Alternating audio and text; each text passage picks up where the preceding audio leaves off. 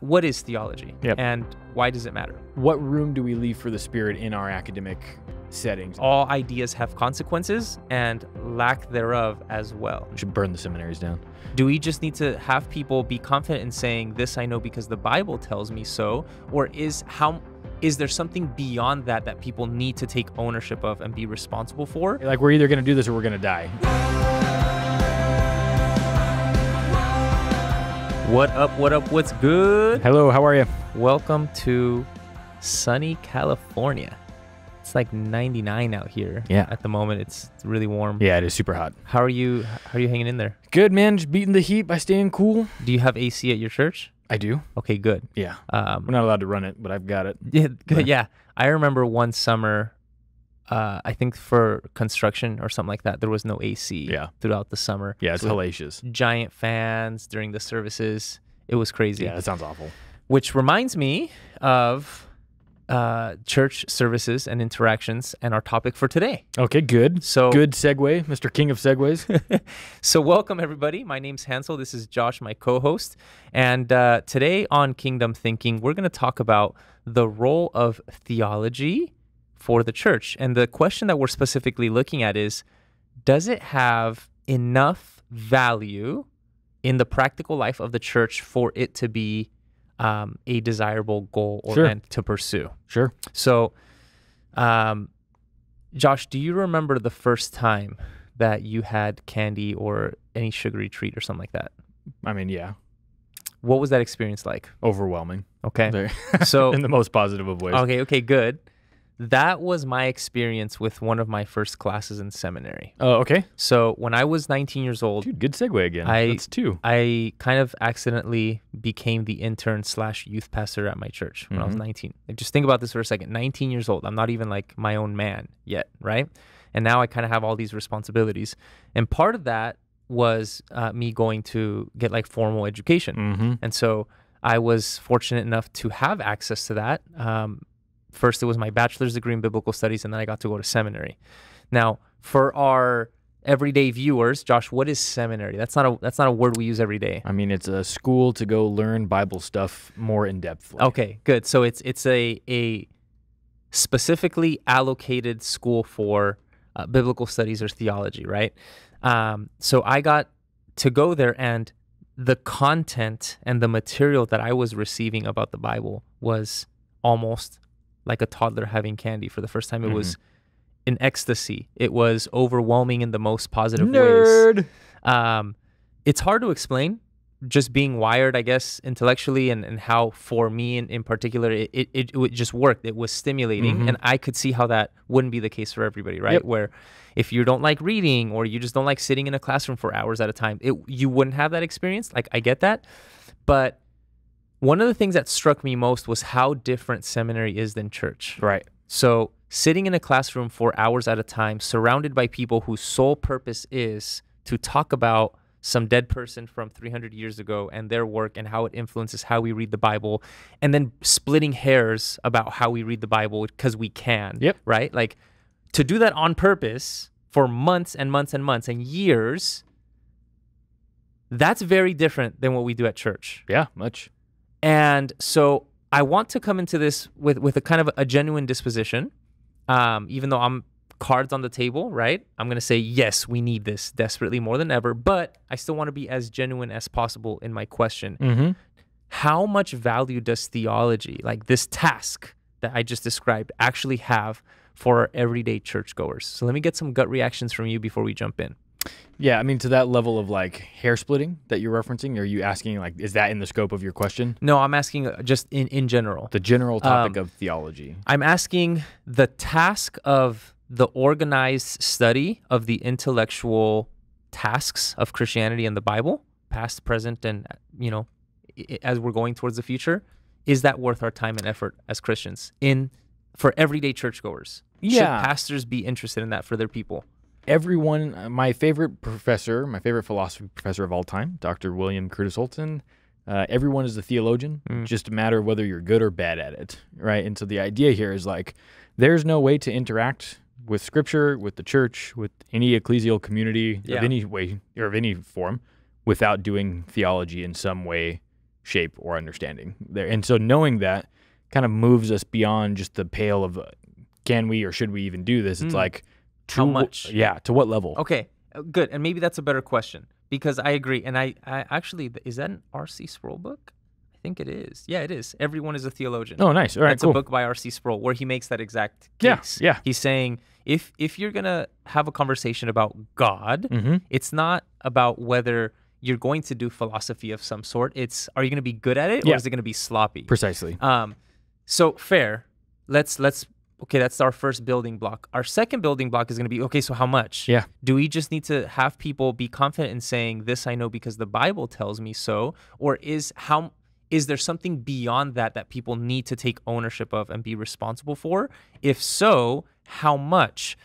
Given that we're talking about people who have families, who have 40-hour a week or more, responsibilities with jobs, like, what is realistic and reasonable for people to take on their own or in the limited time they get in churches? That's what I want to jump into. Good. So as we start, I want to dive in a little bit more. What is theology, and why does it matter? So theology is just a fancy Greek word that we transliterate into English that means the formal or organized study of God.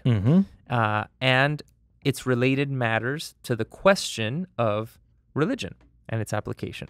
So from the start, I'm going to concede that the study of theology has a level of abstractness. There's a level to which we're asking people to think about things that are one or more steps removed from the direct everyday applications, seemingly at first. Right. Okay. So we concede that. Studying theology, this is an illustration I hope helps. For me, it's like dumping a puzzle of 1,000 pieces on the table, and you take the hours and hours of labor to organize the pieces to make them recognizable so that the next person who's coming behind you can admire and recognize what the puzzle is supposed to look like once it's connected. So yes, there's a level of abstractness. There's a level of like, why, right? If you think about like building puzzles, why? Yeah, great right? question. But on the other hand, if you think about the completed or the teleology, the end goal of puzzle, it's like, oh, no. That admiration, that moment of awe when you can recognize the intention of what the puzzle is supposed to look like, that's worth it. Yeah. Right? So this is an illustration I'm going to go with. Yeah, good. Now, I think a second thing that's really important is that there's a cultural gap, a big one, cultural challenge in theology today.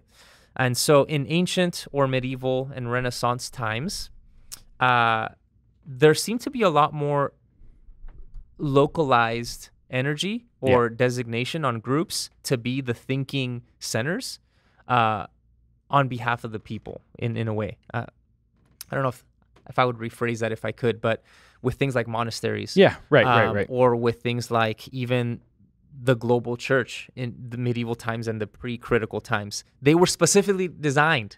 You're going to do the thinking, and it's going to get processed and fed to the people in a way where they can own it. Yeah, and live it out. Exactly. Right. We don't really have that post-Renaissance where the church isn't the only authority, and in some ways it's not even a major authority in society, right? Things like science or things YouTube. like... Exactly, right? I was going to say different social or cultural markers and benchmarks. Those are more authorities. Yeah, for sure. And kind of humanism and the rise of, no, challenge authority. You do the thinking for yourself. Don't just take something at face value. These are things that make something like theology a challenge, because theology by nature is done in groups and is done with an assumed authority in place, right? So we grant that. However, moving past that, I think the last year and a half, or maybe even the last 4 years, to be honest, I'm just going to say the last presidential cycle has made it most obvious to me how prepared churches are or not to do theology. Yep. And here's what I mean by that. The way that Christians respond to different social matters or political matters reveals something about their framework of thinking with regards to the Bible and how it gets applied. Yeah, of course. And that is a theological issue. Yeah, huge. And so things like immigration, abortion, LGBTQ, Republican or Democrat, Yep. all these issues that have been at the front and center of all our news cycles, I'm going to say those are theological issues. Yeah, for sure. As Always. well as being social and moral issues. And so this kind of leads to that point that you were saying. And I want you to talk to me a little bit more about that. Everyone's a theologian, and that influence that your professor had on you. Tell me a little bit more about that for our viewers. What do we mean when we say everyone's a theologian? Yeah, I mean, I think there's a huge point to recognize there that, so a good example, in this working out is the following. I saw on Instagram a post from a kind of a bigger, Christian person who was talking about some House representative of House Bill 666 and how it was something about something or other, right? And his tweet was just that, sometimes they just make it so clearly obvious about how evil this bill is and why you should call your senator to oppose it, right? And the reference there was the 666 number there. And that explains a very specific type of theological understanding of, in this case, the book of Revelation and how the mark of the beast and all of that stuff comes into play, right? And so that's an example of somebody in 140 characters or 160 characters or less being a theologian, right? And so it plays out most of the time for us as people who are not like professional theologians. It plays out in very subtle and more like subconscious ways in the way that we just kind of live out our day-to-day life and how we interact with each other and how, what we believe and where we're going. And so the idea here for us is that all people, right, who are religious or non-religious, have to build their case by borrowing the tools of philosophy and theology that try to make a case for how we're going to relate to each other and to God, or a lack thereof, right, in this world. And it's something that we are all engaged in at one level or another. Even, I have a good friend who I love dearly who he sat me down last week and he was like, hey, not a Christian anymore. I've deconverted. I just wanted you to know I love you. Still, thanks for being my friend and making me feel like I can tell you, right? Yeah. And that is still a very specific theological choice. And so when I was kind of talking with him a little bit and saying like, so what, what is the... Where are you at now? What's the vacuum filler for you, right? And it was just I don't really care, right? And so even I don't apathy. care. Yeah, apathy is a theological lens and response of some sort by which you can interact with the world. Yeah, that's fascinating. I think that in large parts we don't recognize that, right, as a society. No, because there's no need to in the same way, right? Because we all have access to information now in a way that we didn't when people had to sit and make this their life in a monastery, right? Yeah. I also think that just culturally, things like I don't have to care are more of a value. Yeah, and for sure. You can have a disposition of, I don't know, and I'm not going to go through the trouble of figuring it out. Yep. And that's okay. Yeah. Not necessarily like it's hip or cool, but there's no real pressure societally to have a commitment intellectually of any sort. Right. And I think we're paying the price for that. Because all ideas have consequences and lack thereof as well. Yeah, for sure. So yeah, that's a really good point. So this, like you said, it means we don't have theologians or non-theologians. Right. It means we have sloppy thinking and less sloppy thinking, or a little more organized, right? So, okay, fine, cool. So then, to get practical, does this mean all pastors or all church leaders need to go to seminary? Yeah, that's a really good question. So some of the most influential people in my life have been people who are not theologically trained in a professional setting, right? But they were people that loved Jesus dearly and walked it out in a very real and sincere way, right? And so what's called like the praxis of their theological values, right? The practice of the way that they lived out what they believed. It was most evident. Yeah. And so I don't always know the answer to this one as an affirmative yes. Okay. Now, as somebody, I've been in college. I mean, you're in seminary higher right academic world since I was 18, right? Yeah. And I turned 31 in a couple days here. Yeah, so it's a long time. If anybody's like a fan of formal education, right? I'm definitely, my student loans are the cheerleader for that club.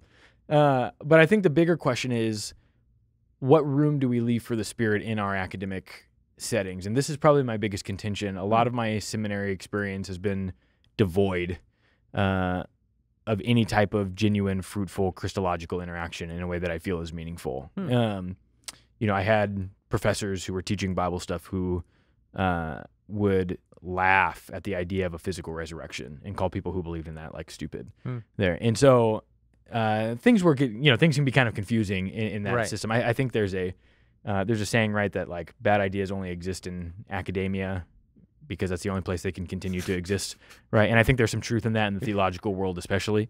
But I would say as a general statement, yes, it is good to formally educate your particularly your pastors, men and women, because women can be pastors too, don't at me, in some type of theological setting. I think that's a good thing. Okay.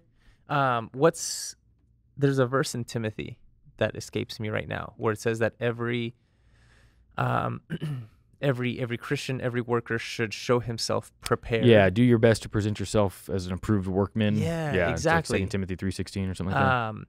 And so what I've always understood that verse to indicate is 2 Timothy 3:16 is about the word. Yeah, the word is inspired. It's fruitful for correction. Yeah. But it is in Timothy. And so 2 Timothy 2:15. Okay. Yeah. 2 Timothy 2:15. Yeah. I understand this verse to be an imperative for Christian leaders who are taking responsibility for the word, right? The preaching and teaching of the word as ambassadors, to have some sort of ownership and responsibility for that. Yeah, and so the question we're asking is, does that mean necessarily a formal institution or not? And I think that might be case by case because, I mean, think of like developing countries, or think of church plants that don't have resources, or think of, I mean, the amount of literature that is in the English language is incredible. That's not the case for other languages. Correct. Even in Spanish. Right. There's not that much, like, it's really hard to get Calvin or Luther or some of the other Protestant thinkers or J.I. Packer, it's really hard to get that literature in Spanish. And so to ask some of our Spanish, just as an example, Spanish-speaking pastors, like, well, okay, what are you doing? Yeah. Like, are you familiar with your tradition? That's actually a logistical hurdle. Right. They can't just get on Google or a library or EBSCO and start reading some of these. Deep cut. You see what I'm saying? Like, yeah. And so my contention is that I'm 100% convinced that Christians need to take more ownership of Christian education as it pertains to the heritage of their faith. I'm not convinced that that's going to happen in the future through seminaries. Yeah.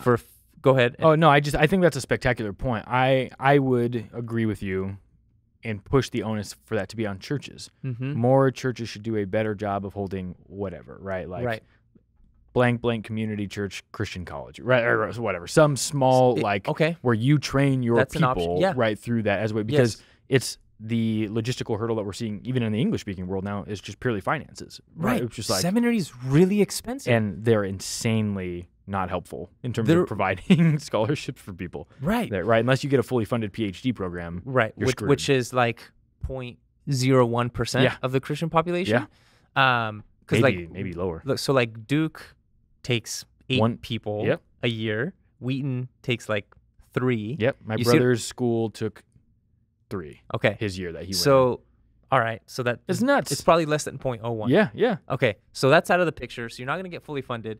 You and I both know about student loans. And so like at what point is the ethics of this going to come into play? Like, is it ethical to have institutions that put people in financial hardships, for the end goal being of like, no, but this is Christian education, so it's okay. Like you're going to go be a pastor in Southern California and be lucky to make $50,000 a year there, because 90% of the churches in America are less than 100 people or 100 people or less, right? And so it's like, so $50,000 out of that 100-person church, that's a lot of money. That's a lot of freaking money. Especially if you're $50,000 in the hole. Yes, coming out of seminary. And so you're just barely breaking even. Correct. There. So that on top of, I think the tide of the social and cultural pressures and accreditation and financing and more traditional Christian stances are becoming more hostile or perceived as hostile. Yeah, for sure. So all this means to me is that if there's going to come a day when the government's just going to say, we're not funding Christian schools anymore. It's just not in our benefit. Okay, so now what are you going to do if you can't get student loans, if you can't get financial aid?